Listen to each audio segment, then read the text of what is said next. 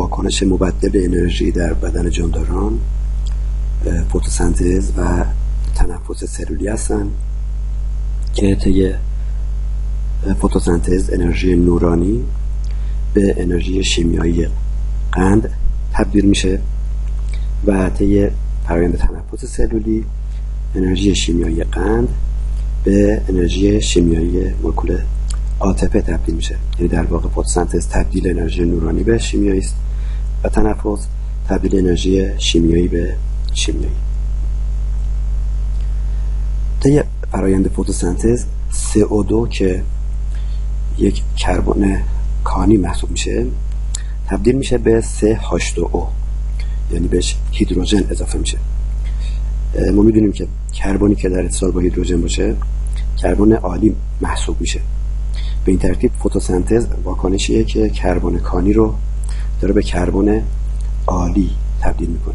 CH2O منظور همون قند هست که اگر حالا یه ضریب 6 برای این بذاریم میشه 3 6 8 12 او 6 مثل گلوکوز. ولی برای سادگی کار ما فعلا فرض میکنیم میخوایم یه قند یک کربن بسازیم. مثلا قند یک کربن وجود خارجی نداره. کوچکترین قند 3 کربن است، C3H6O3. ولی ما برای سادگی کار فرض میکنیم که یه قند یک کربن داشته باشیم، بخوایم اون رو بسازیم. بنابراین برای ساختن یک قند یک کربن فرضی باید یک مولکول CO2 هیدروژن بگیره و تبدیل بشه به CH2O و به این ترتیب این مولکول قند ساخته میشه و به عنوان غذا برای جانداران کره زمین مورد مصرف قرار میگیره.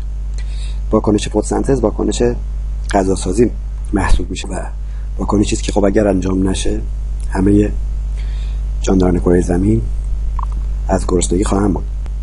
این واکنش که خب بتونیم اونو مهمترین واکنش دنیای حیات در نظر بگیریم، در واقع همونطوری که میبینیم تنها اتفاقی که افتاده در اون اتفاق ساده است و اون انتقال هیدروژن از مولکول آب به CO2 است. و به این ترتیب CO2 با دریافت هیدروژن شده CH2. آب هم که هیدروژنش رو از دست داده ازش اکسیژنش باقی مونده که اکسیژن آب هم میبینیم که به شکل O2 در اومده و به صورت گاز وارد جو میشه. اگر دقت کنید برای تبدیل یه CO2 به یه CH2O در فرآیند فتوسنتز، یعنی ساختن یه قند یک کربن فرضی، تعداد آب مصرفیمون 2 تا شد. 2 تا H2O مصرف میشه. دلیلش اینه که 2 تا H2O با هم دیگه مجموعاً 4 تا هیدروژن دارن و این 4 تا هیدروژن رو 2 تاشو میدن به CO2 که میشه 3H2O و یه دونه اکسیژن از CO2 اضافه میاد. این یه دونه اکسیژن اضافه CO2 به همراه اون 2 تا هیدروژن دیگه آب تبدیل میشه به یک H2O. پس به این ترتیب بهتره که این 2 تا آب رو با هم در دو طرف معادله ساده نکنیم. 2 تا آب مصرف کردیم و در مقابل یک آب تولید کردیم. آب تولید شده هیدروژنش از آب مصرفی است اما اکسیژنش از CO2 است. اما بین آب و CO2 مستقیما واکنشی صورت نمیگیره. اینطور نیست که آب هیدروژن‌های خودش رو مستقیما طی واکنش به CO2 بده. این چی ما اینجا نشون دادیم نتیجه کلی فرآیند فتوسنتز و تنفس است. در واقع یه خورده بخوایم اینو بازترش کنیم میگیم یک مولکول انتقال دهنده هیدروژن یا الکترون وجود داره به نام NADP مثبت که این نقش حمال یا ناقل رو این وسط بازی میکنه. میاد کنار H2O هیدروژن های آب رو میگیره و میبره به CO2 به اون تحویل میده. تعداد هیدروژنی که هر یک NADP میتونه بار بکنه 2 عدد هستش. بنابراین برای هر یک مولکول H2O یک NADP مثبت کافیه. چون یه H2O 2 هیدروژن داره، یه NADP مثبت هم گفتیم 2 تا هیدروژن بار میکنه. پس حالا که اینجا 2 تا آب نیاز داشتیم، بنابراین تعداد NADP مثبت هم باید 2 تا باشه. پس در فرآیند فتوسنتز برای تبدیل یک CO2 به یک کربن عالی یعنی CH2O 2 آب مصرف میشه، یک O2 آزاد میشه و یک آب هم تولید میشه. حالا اگر بخوایم قند یک کربن رو تبدیل کنیم به یک قند 6 کربن مثل گلوکوز، باید در واقع همه این مولکول ها یه ضریب 6 بهشون بدیم. بنابراین برای ساختن گلوکوز 6 کربنه تعداد CO2 مصرفی باید 6 تا باشه و تعداد آب مصرفی 12 تا. تعداد اندوپرم گفتیم با آب برابره و اون هم تعدادش میشه 12 تا. 12 تا آب 24 تا هیدروژن دارن که این 24 هیدروژن رو 12 تا NADP مثبت میتونن منتقل کنن. گفتیم NADP مثبت ها هر کدوم 2 عدد از الکترون های آب رو میتونن با خودشون حمل کنن و به این ترتیب 24 هیدروژن رو که به CO2 میخوان تحویل بدن به این نه که 12 تاشو میدن به CO2 که بشه 3 6 8 12 O6 و 12 تاش هم میدن به اکسیژن باقی مونده از CO2 که تبدیل بشه به 6 تا H2O. خب حالا در فرآیند تنفس کاری که انجام میدیم دقیقاً اینه میمونه که این فیلم رو ما برعکس بذاریم بشه، برگرده به سمت عقب. هیدروژن ها رو از آب گرفته بودیم، از H2O به CO2 تحویل دادیم و از آب اکسیژنش تنها موند که به شکل مولکول O2 وارد جو شد.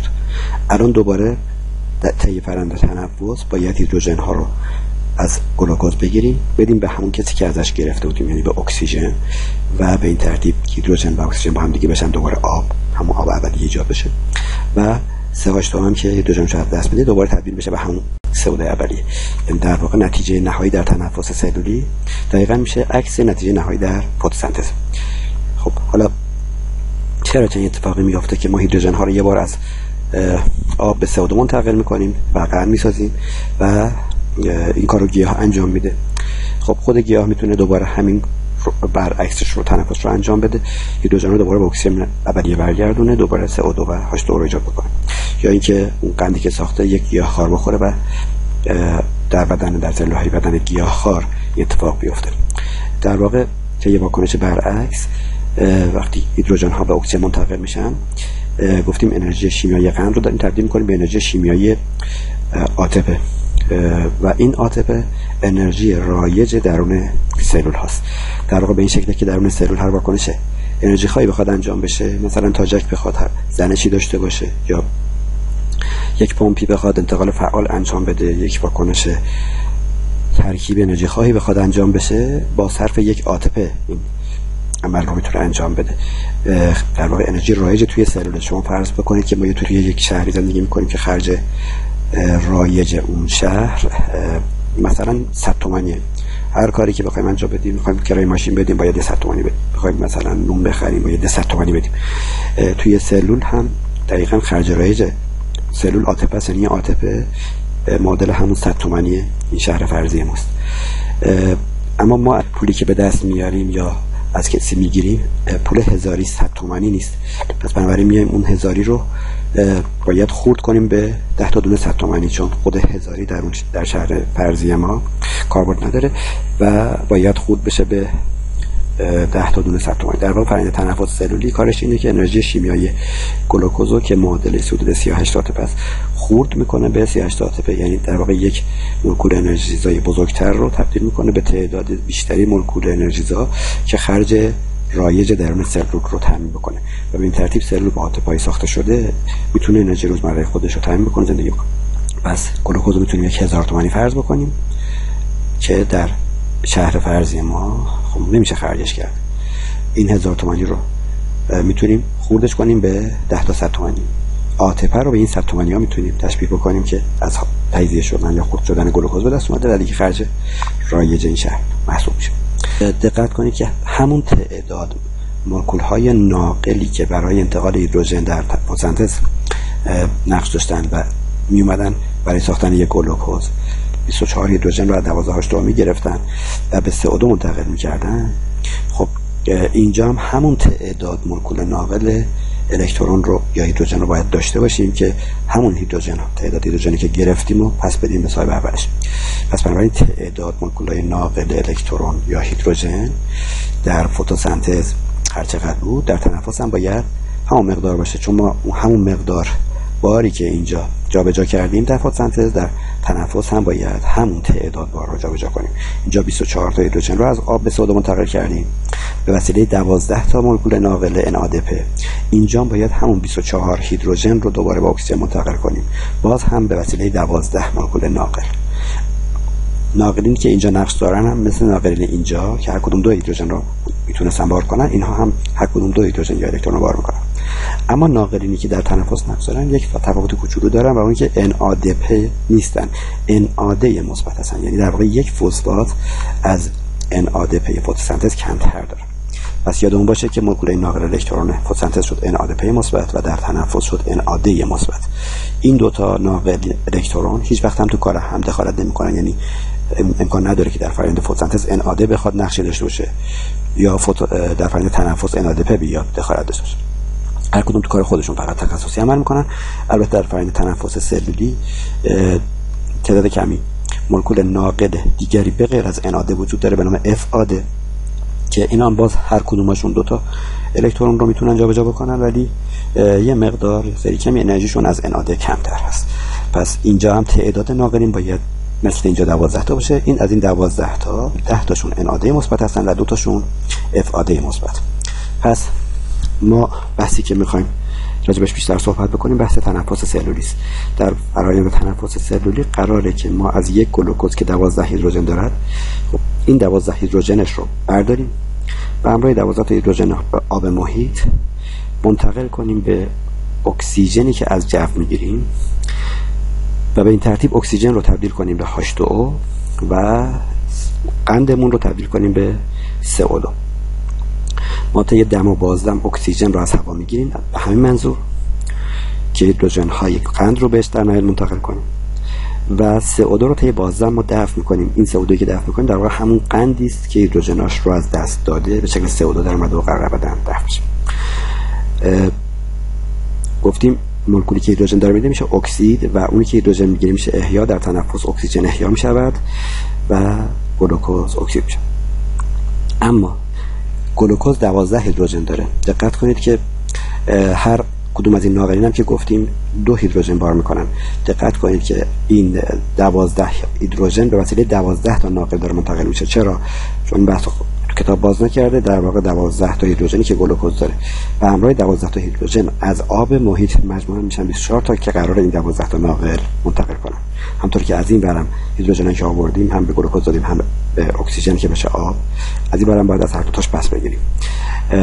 پس بنابراین به ازای اینجا به ازای هر هیدروژن گلوکوز یه دونه ناقل میخوایم. گلوکوز 36812 است، 12 تا هیدروژن داره، پس 12 تا ناقل هم نیاز داریم. این 12 تا ناقل هر کدومشون یه الکترون رو از گلوکوز میگیرن و یه الکترونشون رو از آب محیط میگیرن. خب و این قرار شد که هیدروژنایی که تحویل میگیرن اینا فقط نقش واسطه داشته باشن و از گلوکوز بگیرن و در نهایت به اکسیژن تحویل بدن. دقت کنید که این 12 هیدروژن گلوکوز اینطور نیستش که طی یک واکنش یه دفعه همه مجموعاً به این 12 تا ناقل منتقل بشه، یعنی گلوکوز که میخواد اکسید بشه و هیدروژن بده ناگهان توی یک واکنش این اکسید شدن انجام بشه. در واقع اکسید شدن گلوکوز اصطلاحاً میگیم تدریجی است، یعنی 12 تا هیدروژن خودش رو توی واکنش‌های متوالی و پشت که داره انجام میشه تو هر واکنشی خب یکی دو تا از این هیدروژن هاش رو از دست میده. پس آروم آروم داره هیدروژن از دست میده، تو هر واکنشی یکی دو تا از دست میده و به این ترتیب میگیم گلوکوز داره اکسید میشه، ولی نه به شکل دفعتاً و ناگهانی، به شکل تدریجی. پس به تنفس سلولی میتونیم بگیم اکسید شدن تدریجی مولکول گلوکوز. خب توی طرح بعدی ما جزئیات هر کدوم از این واکنش‌های پشت سر همی که در نهایت گلوکوز تو هر کدوم واکنش آروم آروم می‌خواد هیدروژن رو از دست بده رو بررسی می‌کنیم.